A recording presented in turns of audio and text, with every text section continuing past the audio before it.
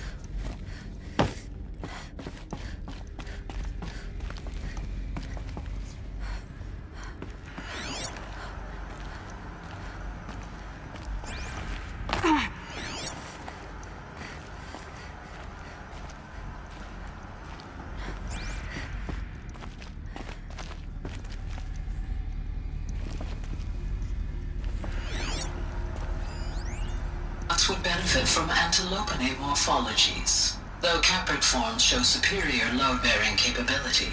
You're a quick study, Gaia. Dr. Sobek, as I have conducted this comparative analysis of mammalian morphologies, I've gathered extensive data on the quaternary extinction event. Some component got removed. And your assessment?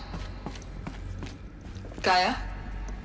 Logically speaking, the extinction was a natural consequence. And yet, I find the loss of megafaunal species unaccountably sad. That they passed forever into oblivion causes me to experience a grief that is difficult to describe. Am I malfunctioning? No, Gaia, you're not. This is good. It's very good.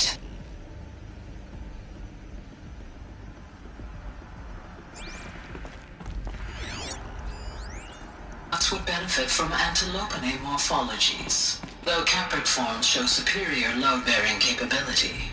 You're a quick study, Gaia. Dr. Sobek, as I have conducted this comparative analysis of mammalian morphologies, I've gathered extensive data on the quaternary extinction event. Oh? And your assessment? Gaia? Logically speaking, the extinction was a natural consequence. And yet, I find the loss of megafaunal species unaccountably sad. That they passed forever into oblivion causes me to experience a grief.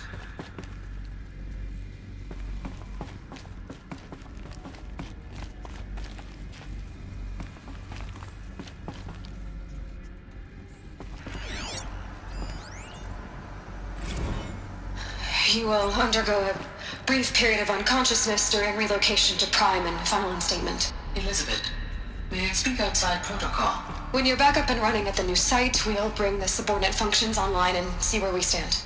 Elizabeth, I detect distress. Are you all right? I'm fine. I realize that circumstances compel us to launch earlier than we hoped, but all subsystems are operational. The odds stand in our favor. But what if... Gaia, there's nothing left out there.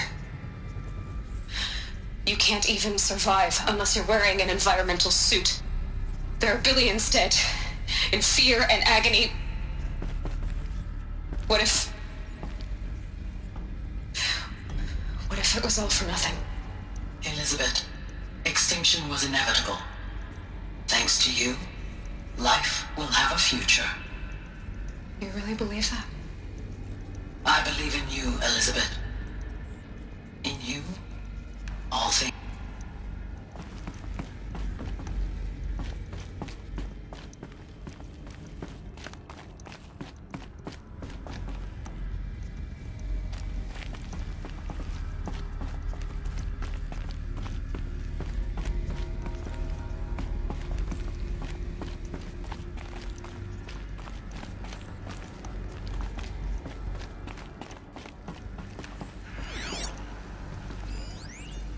Pure logic won't cut it, Ted. To pull this off, Gaia's going to need to have some skin in the game. It has to care. What if it runs amok? Have we learned nothing from our mistakes? Your mistakes, I think you mean?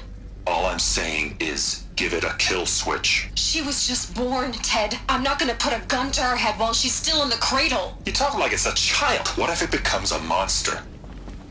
Elizabeth, may I speak outside protocol? Of course, Gaia, go on. I'm sorry to contradict you, but Mr. Farrow's argument is sound. At this point, the development of my psyche is not entirely predictable. To ensure preservation of life, a hardwired override is, I believe, a necessary safeguard. There. Satisfied, Ted? Jeez, Liz, just do what it says.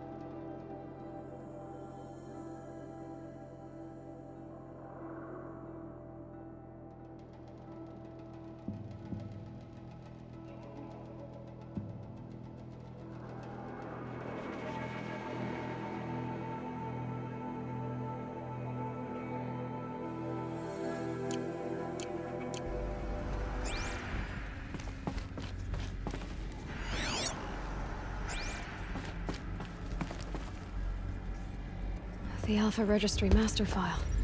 Intact? Yeah. No signs of corruption. Then what are you waiting for? Copy the file. With this, I can restore the registry at the hatch inside Allmother. Open it. Go inside. And grasp the secrets within. Where I was born. Maybe who gave birth to me. Who? Are you really so naive? There will be no who waiting for you there, Aloy. Whatever birthed you into the world was a what, not a who. You bastard. Oh no, I had a legitimate birth. It's you, Aloy, who are the creation of a machine. But what kind of machine and why? Why were you created?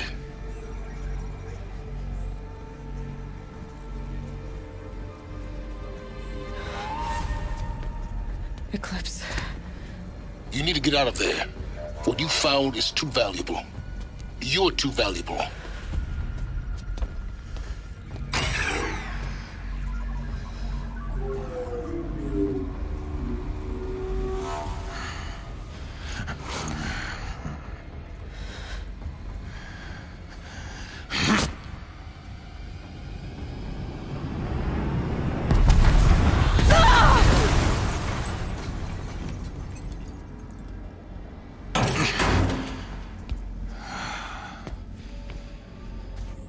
Still alive.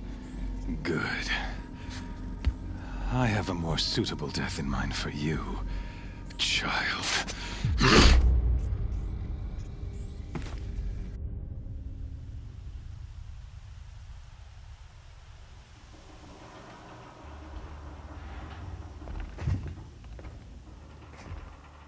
My entire life, I've always known one thing with prophetic certainty. That I was destined for glory as a great champion of the sun.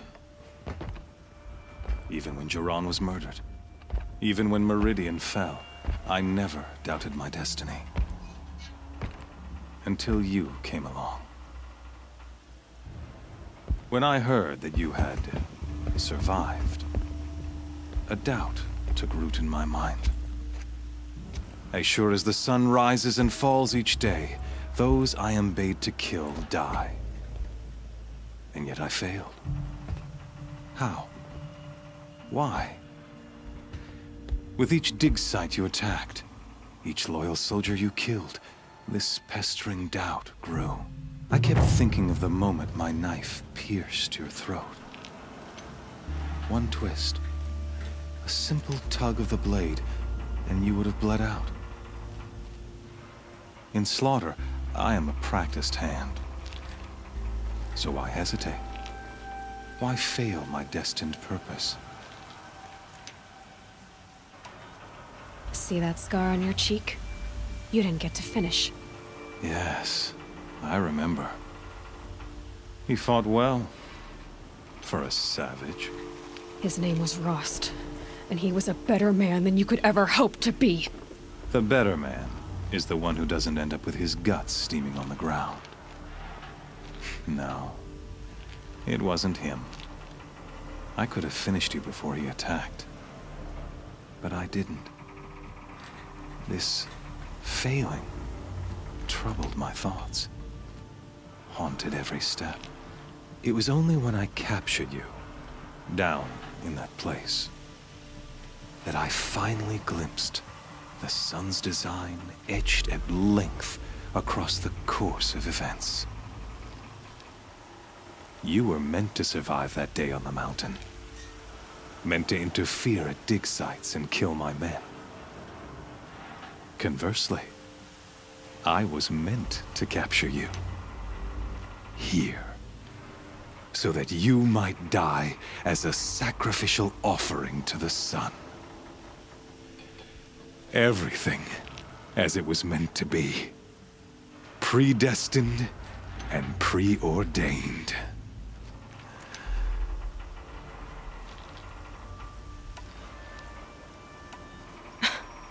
Some destiny. You're following orders, not some grand cosmic design. You're a puppet, with Hades yanking the strings. A pawn pushed around by larger forces. It'd be laughable if there weren't so much killing involved. Hades is an ancient machine, not the buried shadow of Carja myth. It doesn't care about Meridian. It wants to kill everything and everyone. And you are its dutiful slave. I serve not the buried shadow, but the sun in shadow. All halves of nature joined to one cause. Shadow to sun, dark to light. Do you really not hear how ridiculous that sounds? You've gone from serving an insane homicidal Sun King to an insane homicidal machine. You're moving down in the world, not up. I'll remember those words as I watch your corpse burn. Whatever's left of it. You fail to grasp the point. As surely as you've been conquered, so has all doubt. And with certainty of belief comes unstoppable force. Then you must cage and put your faith to the test. See if things work out like you expect. The circle has closed. Every element is in its proper place, exactly where it belongs. The errant beast, now caged, will serve her true purpose. A sacrificial animal. Oh, speaking of sacrifice, I forgot to tell you. After you crashed the Eclipse network, I sent messengers into the east to rally the forces there and mount an invasion of the sacred land. I ordered every Nora killed. I was hoping to catch you there, but alas, it all seems to have been unnecessary.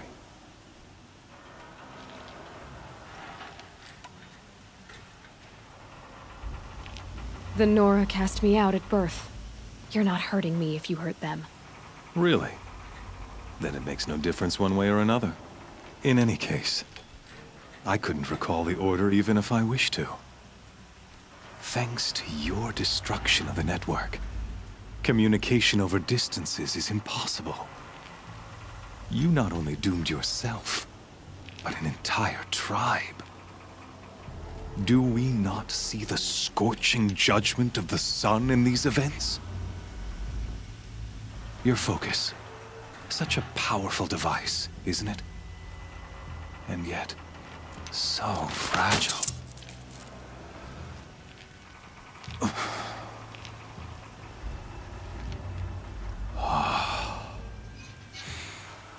So you see, this time, I did not hesitate.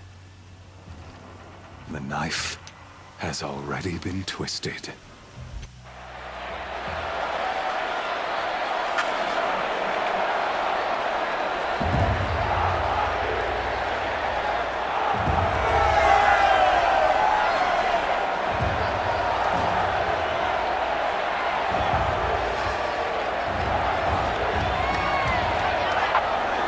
Carja faithful, rejoice! Our years in shadow are over. A new dawn trembles on the horizon. A new day soon to break. And when it does, the false Sun King will be dead, and Holy Meridian ours once more. In this, I have become an instrument of prophecy. All halves of nature join to one cause.